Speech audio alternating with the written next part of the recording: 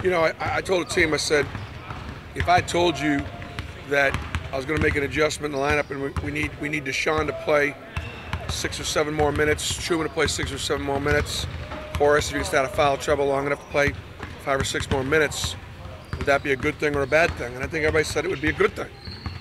What's wrong with a little more Chuma? What's wrong with a little bit more Deshaun, a little bit more Horace? Nothing. What's wrong is less Anthony. You know, that's what's wrong. We'll miss him. We'll miss, obviously, his rim protection, his shot blocking ability, you know, the lobs we get to him at the rim, his three-point shooting. He'll be missed. But the other guys clearly are able to make up for it. Alabama's the best defensive team in the league. They lead the league in block shots, field goal percentage defense. They're huge. I think they're the most talented team in the league. They're deep, they're long. A lot of things that they do have been some of the things that have bothered us. Finding ways to score on them is going to be difficult, and keeping them off the glass and out of the paint, both with their ball screen offense as well as their post offense, is going to be our great challenge. You taking Chuma more at center at this point? Well, I mean, it's yeah. I mean, Anthony and Horace went basically 20-20 at center, so there's 20 minutes available at the center position. So Chuma's going to have to play, you know, that position. Horace got to play without fouling, and Chuma will still rotate at the 4. So those 3 guys are going to get heavy minutes. A guy like Horace, you have to adjust his defensive approach a little bit. Yeah, I mean, he has to. Otherwise, Cole Blackstock's going to be in there, and Cole will be excited about it. So will Cole's family. So will Alabama. Good point. Any thoughts to starting Chuma? Yeah, I haven't decided on who'll start yet, but yeah, it's possible. I mean, either Horace or Chuma will start. And there's, you know, there's positives for bringing Horace up the bench. You know, because he's been off the bench, he's brought great life off the bench, and you know what I'll probably do? I'll probably leave it up to Horace and see what he wants to do. And I think you mentioned in Birmingham, no contact practices the rest of the way through. I can't see having a contact practice the rest of the way. I mean, we've had 1 contact practice in the last 2 weeks, and that was 1 day before Kentucky. And it was a factor in our preparation for South Carolina. I mean, typically in preparation for South Carolina, we would have hit Friday, but Bryce could barely move, and I just can't run the risk of getting down that, you know, lose anybody else. So I can't see us having a contact practice the rest of the season. You mentioned a foot injury also for Bryce or something popped up. Yeah, I didn't talk about it much. I did talk to Rod before the broadcast, and I'm sure Rod shared it. If you remember the last play of the first half against Kentucky, Bryce went into the basket really hard, had a 1-2 real strong plant, and that foot was bothering him. After the game, it was really sore. The next day, it really swelled up. He was in a boot on Thursday, and he took it off just because before practice but he did not practice at all on Thursday. And then he struggled to move much on Friday, but he gave it a go. And again, it was not an injury; it was just painful.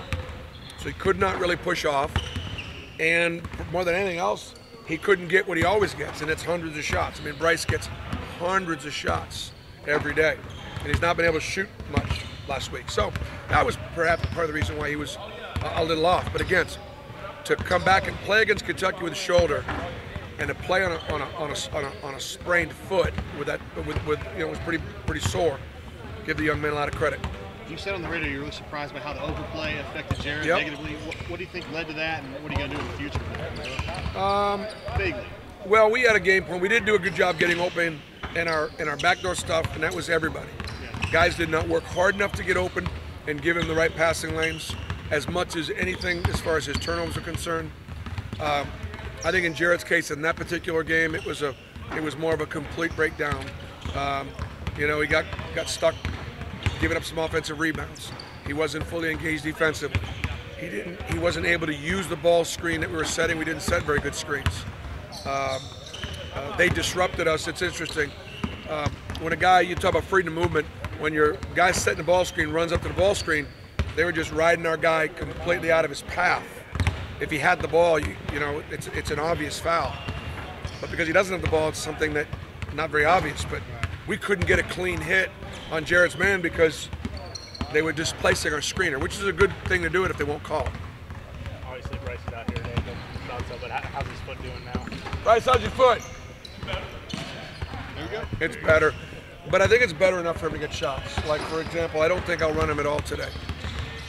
And try to run him tomorrow and see how he did. But he needs to be good enough. He needs to be able to be out to get shots. With Alabama, I know you addressed Sexton and Hall being back when you're talking to Birmingham, but how different are they with them compared to the team that you played? Well, I mean,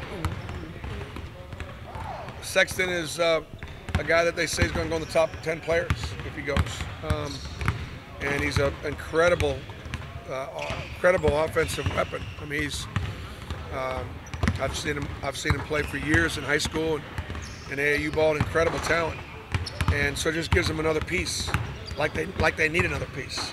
You know, like they need, you know, they got Dante Hall and they've got, you know, 2 or 3 other really good big kids. They got lots of depth. You've seen this arena pretty crazy for numerous games. UConn wins, Xavier, Alabama, even Kentucky twice. You were not here the last time they presented the Iron Bowl trophy. And I know you'll be in the locker room, but this is going to be a different environment than even you've seen in your time. Yeah. Well, I'm so, you know, proud of the fact that our football team is going to get that trophy here, and our fans get a chance to love on those guys a little bit. And they've been here they've been so supportive of us all year. We're going to need all that support. You know, we're going to need all that.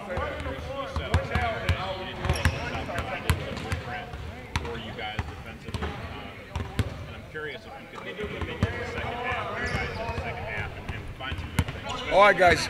Yeah, our guys just competed. You know, they just competed. They all stepped up their effort, their energy, and look, Bryce had a pretty clean look, down 5 from 3, gets it down 2, and see what happens. So, but it goes back to what I said from the beginning of the year. We could win them all, lose them all. Everybody is good enough to beat us. When Vanderbilt beats, look again. You look at the on Saturday.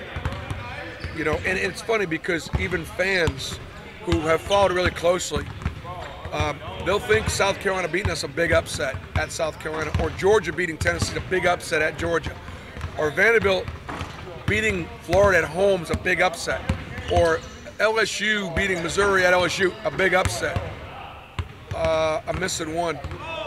But anyways, the top 5 teams, they're not big upsets this year because, you know, everybody's capable.